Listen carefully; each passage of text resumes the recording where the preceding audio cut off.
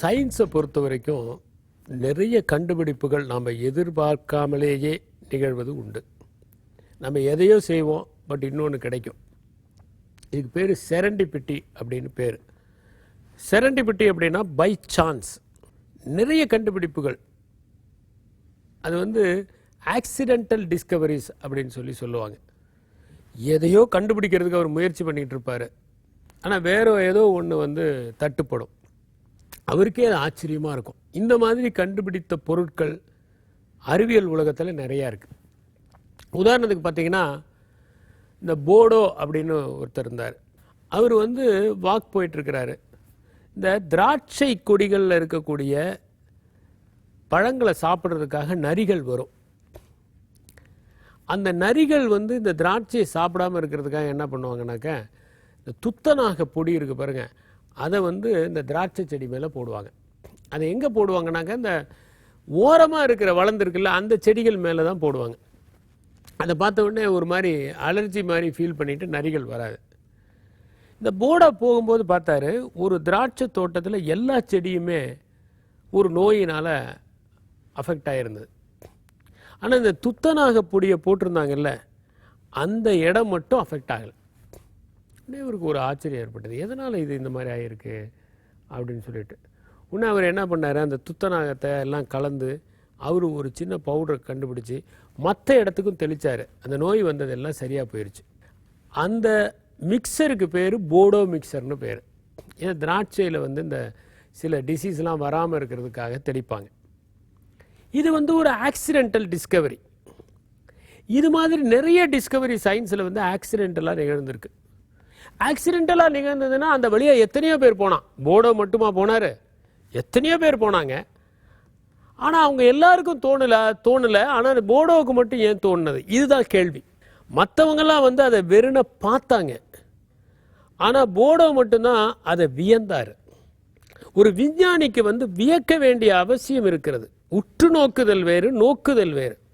நிறைய பேர் பார்ப்பாங்க, ஆனால் சில பேர் தான் அப்சர்வ் பண்ணுவாங்க. Seeing is different from observing.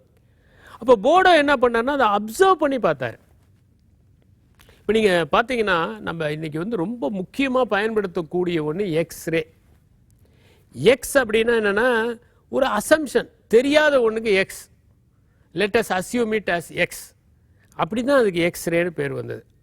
1895ஆம் ஆண்டு நவம்பர் மாதம் 8ஆம் தேதி ரோன்ட்ஜன் அப்படிங்கிற ஒருத்தர், அவர் கத்தேட்ரே டியூப் புதுசாக அதில் ஒரு டெஸ்ட் பண்ணிகிட்டு இருக்கிறார்.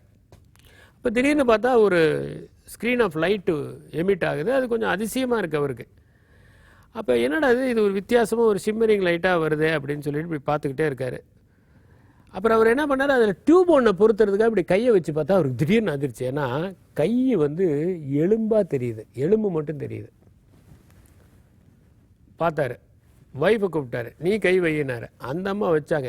அந்த அம்மாவுக்கும் வெறும் கை தான் தெரிஞ்சு. அந்த காலத்தில் எலும்புனா பயந்துக்குவாங்கல்ல, அதை பார்த்தோன்னே அந்த அம்மா பயந்துக்கிட்டு இனிமேல் கையவே வைக்க மாட்டேன்னு ஓடிட்டாங்க.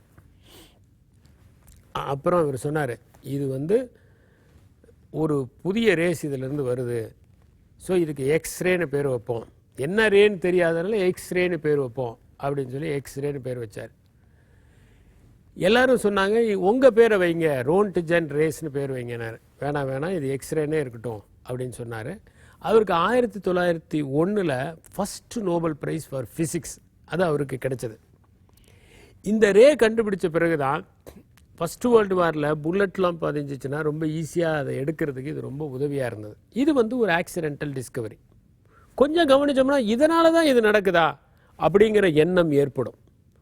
இதை செஞ்சதுனால தான் இது அதிக மகசூல் கிடைக்குதா, இதை செஞ்சதுனால தான் அதிக பால் கிடைக்குதா அப்படிங்கிற எண்ணம் எல்லாம் நமக்கு ஏற்படும். ஆக எந்த தொழிலிலும் எந்த செயலிலும் நாம் தற்செயலாக சிலவற்றை கண்டுபிடிக்க முடியும். இதுக்காகவே முனைஞ்சுக்கிட்டு இருந்தால் கூட முனைஞ்சதை விட்டுட்டு வேற ஒன்று கிடைக்க ஆரம்பிக்கலாம். வேற ஒரு ஃபீல்டில் இருந்து கிடைக்கிற மாதிரி இதே ஃபீல்டிலேயே நம்ம எதிர்பார்க்காத ஒன்று நிகழலாம். அது புதுமையானதாக ஆகலாம்.